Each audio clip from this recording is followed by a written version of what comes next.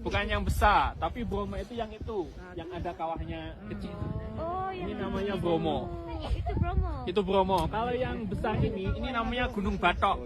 Batok. Gunung Batok. Kenapa Batok? Batok itu maksudnya mangkok. Mangkok. Nah, macam mangkok, betul, macam mangkok disebut Gunung Batok. Yang gunung paling tinggi itu namanya Gunung Semeru. Itu yang paling tinggi di Pulau Jawa, 3.800 lebih. Yang paling tinggi di Pulau Jawa. Kemudian itu bisa didaki 3 hari 2 malam biasanya. Itu aktif lagi? Sudah aktif, semuanya masih aktif. Semuanya masih aktif. Kalau yang Semeru itu barusan erupsi. Setiap Januari dia erupsi. Oke, Setiap Januari. Ya betul. Untuk terus sejarah geografinya, Gunung Bromo dulu itu satu pegunungan api yang besar. Kemudian 1,5 juta tahun yang lalu dia meletus. Letusan pertama dia berakhir di membuat arah kawah sekarang menjadi desa Ngadisari di Pasuruan. Letusan kedua dia menjadi arah kawah di desa ini tak kelihatan dari sini, namanya Desa Cemorolawang. Cemorolawang ke sana itu. Letusan kedua.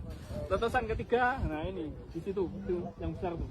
Nah, yang besar dulu. Nah, letusan keempat ini Gunung Batok. Nah, Gunung Batok mati, letusan kelima sekarang jadi Bromo. Nah, karena ya umurnya itu tadi 1,5 juta tahun yang lalu sebenarnya. Meletus, lebih kecil lagi, meletus, kecil lagi, meletus, kecil lagi, dan akhirnya jadi Bromo.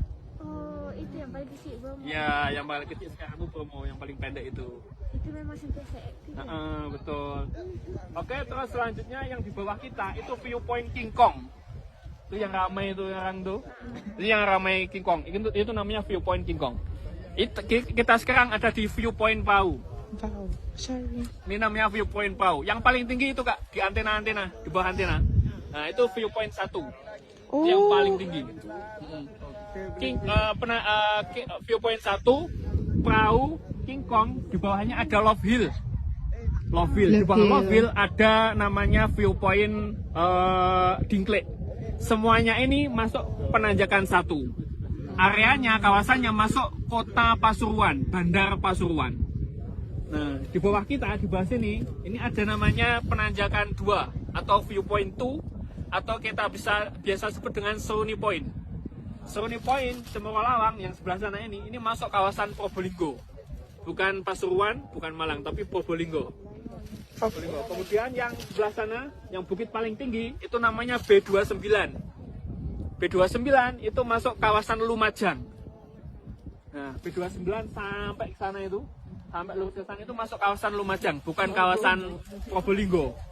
Sini Pasuruan, Probolinggo, Lumajang. Nah, kemudian tempat kita datang tadi sebelah sana, itu wilayahnya Kabupaten Malang. Nah, jadi Taman Nasional Bromo Tengger Semeru itu ada di 4 kawasan. Pasuruan, sini Probolinggo, sebelah sana Lumajang, sebelah sana adalah Malang. Gitu, bagus ya. Oke, sekarang kawasannya.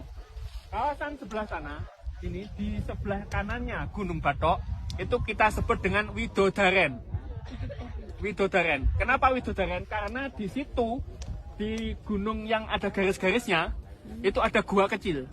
Gua kecil itu di dalam gua ada mata air yang selalu ada meskipun di musim kering, dan itu disucikan oleh suku Tengger. Oh ya, belum sejarah suku Tengger ya nanti. Oke, nanti saya jelaskan. Nah, di dalam gua tadi ada sumber mata air yang selalu ada airnya, disebut dengan Widodaren, sumber Widodaren.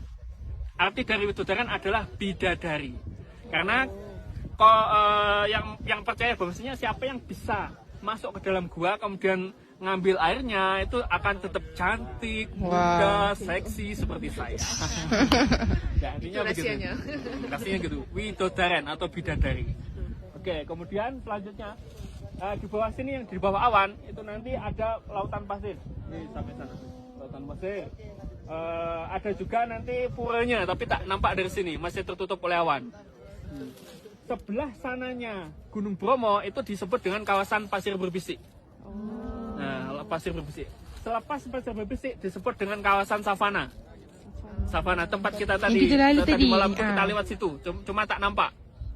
Nah, gitu ya. Nah, di savana itu ada spot tiga favoritnya. Yang pertama adalah Bukit Teletubbies. Yang kedua adalah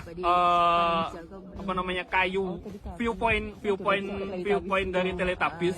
Itu ada pokoknya gitu Kak, pokok yang tinggi. Nah di situ kita biasanya camping di situ. Kemudian yang ketiga di Watu lupa saya. Watu Gede, di Watu Gede, situs Watu Gede. Nah ini juga viewpoint juga. Nah ini tadi semua adalah yang dalam kawasan Bromo. Oke, sekarang sejarahnya Gunung Bromo menurut budaya. Bromo itu diambil dari bahasa namanya Brahmana, Hindu. Ya. Nah, agama di sini adalah kepercayaan orang sini adalah Hindu. Hindunya Hindu Tengger, bukan Hindu Bali. Berbeda kepercayaan ya. Semuanya Hindu Tengger, Hindu Bali, kemudian Hindunya orang Kawi pun berbeda. Oke, Tengger. Tengger ini dia ambil dari kata Joko Anteng dan Roro Seger. Zaman dahulu kala, ini masuk budaya. Zaman dahulu kala itu ada dua orang laki-laki, satu orang laki-laki dan satu orang perempuan. Nah, mereka adalah pelarian daripada kerajaan Majapahit yang yang tidak mau masuk Islam. Mereka larinya ke sekitaran Gunung Bromo. Nah, gitu. Nah, ketika waktu itu Bromo ini masih berbahaya. Supaya tidak berbahaya, Brahmana itu mempunyai pandangan bahwasanya bila kita memasukkan satu laki-laki dan satu perempuan ke dalam kawah Bromo, maka Bromo tidak akan lagi berbahaya untuk orang di sekitarnya. Nah, dua orang ini yang terpilih tadi adalah satu yang laki-laki namanya Joko Seger. Joko Seger, Joko itu artinya perjaka yang kuat, yang tangguh, ininya gitu. Perjaka itu laki-laki yang belum menikah. Ya. Kemudian Roro Anteng itu artinya perempuan yang cantik dan tenang dan gemulai. Nah, lemah lembut. Nah, macam itu. Jadi dua orang ini mereka sebagai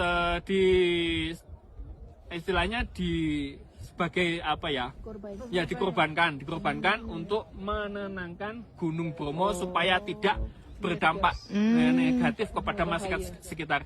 Dan itu terbukti, Bromo tidak pernah berdampak negatif kepada masyarakat sekitar. Ya. Ya, nah makanya disebut dengan suku Tegar. Diambil dari kata itu tadi. Roro Anteng dan Sego Tegar. Nah, orang-orang yang ada di sini disebut dengan orang Tengger. Gitu ya. Oke, sudah? Ada yang mau ditayangkan? Ya, nggak tahu apa. Ya, sudah paham ya tentang budayanya sama sejarah geografisnya ya. Oke, sekian dari saya. Terima kasih. Kelas bisnis. Ya.